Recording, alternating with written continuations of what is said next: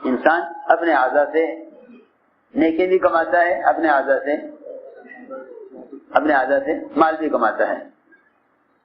انہی اعضاء سے مال کما کر سال بھر کے بعد زکات دیتا ہے مال کی.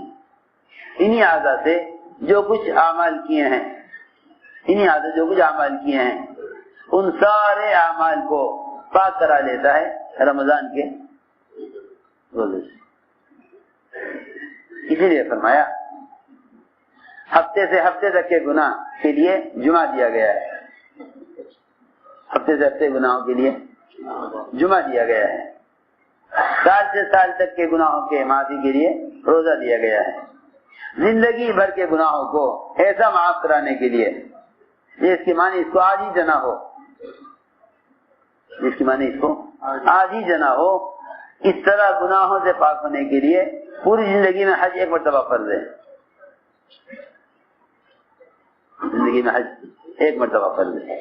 کہ حج زندگی بھر کے گناہوں سے پاک ہونے کے لیے، روزہ سال بھر کے گناہوں سے پاک ہونے کے لیے، اور جمعہ ہفتے بھر کے گناہوں سے پاک ہونے کے لیے. سوچو ایک آدمی اگر 2 دن غسل نہ کرے تو اس کی حالت کیا ہوتی ہے؟ آپ دیکھیں گے عام طور سے غیر مسلموں میں روزانہ نہانے کا معمول ہے.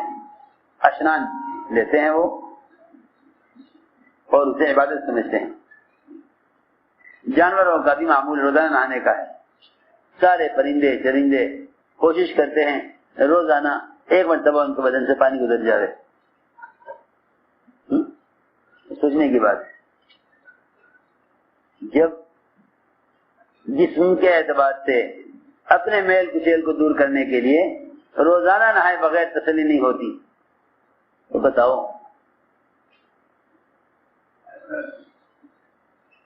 سال میں ایک مرتبہ اگر جسم کے اعضاء کی پاکی کے لیے روزہ دیا جاوے تو آدمی ایک سال میں نہاوے، ایک سال میں نہاوے. کہاں روزانہ غسل کرنا، کہاں ایک سال میں غسل کریں. کتنا میل ہوگا اس کے بدن پر. جو کپڑا جتنی تاخیر سے دھویا جاتا ہے وہ اتنی محنت سے دھویا جاتا ہے. میری بات سمجھے، جو کپڑا جتنی تاخیر سے دھویا جاتا ہے وہ اتنی محنت سے.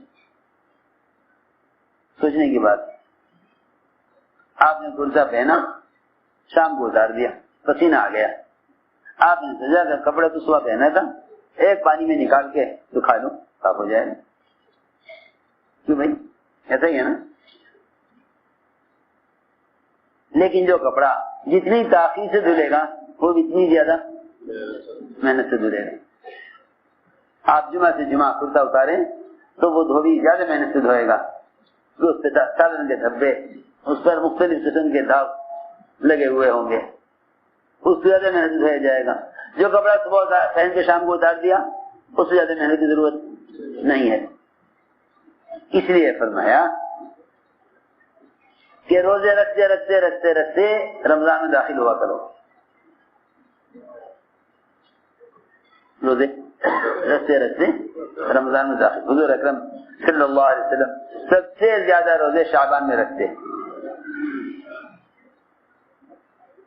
رمضان کے علاوہ جو زیادہ روزے رکھتے آپ شعبان میں. سارا ہی شعبان آپ کا روزوں کا گزرتا تھا تاکہ شعبان کے روزوں سے رمضان کے روزوں کا استقبال ہو. جس عمل کا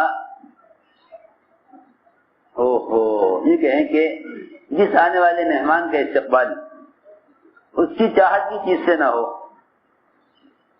اس مہمان کی بے اکرامی ہوتی ہے. رمضان روزے لے کر آ رہا ہے.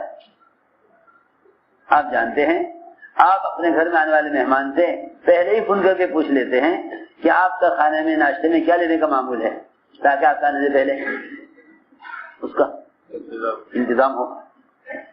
آپ فلاں وقت پہنچیں گے، کھانے میں کیا لیں گے؟ آپ کے لیے آپ کے آنے سے پہلے انتظام کرنا پڑے گا، ایسے تو ہے نہیں کہ مہمان آ گیا آپ پوچھیں کہ آپ کیا کھائیں گے، کیوں بھائی؟ پہنچنے سے پہلے معلوم کیا جاتا ہے کہ آپ کا ناشتے میں کیا معمول ہے، کھانے میں کیا معمول ہے۔ اگر رمضان کے معمولات کا انتظام رمضان کے آنے سے پہلے نہیں ہے تو یہ مہمان آ کر پریشان ہوگا۔ آپ کا جو انتظام ہے وہ اس کی مزاج کے خلاف ہے، اس کی مزاج کے بالکل خلاف ہے۔ جس طرح نماز سے پہلے 2 رکعت تحیۃ المسجد یا تحیۃ الصلاۃ، یہ 2 رکعت فرض سے پہلے اللہ کے سامنے پیش ہونے کے لیے تیار ہونے کے واسطے 2 رکعت نماز پہلے پڑھ لو۔ اسی طرح تحیۃ الصیام بھی ہے، جس طرح تحیۃ الصلاۃ ہے، اسی طرح کیا ہے تحیۃ الصیام،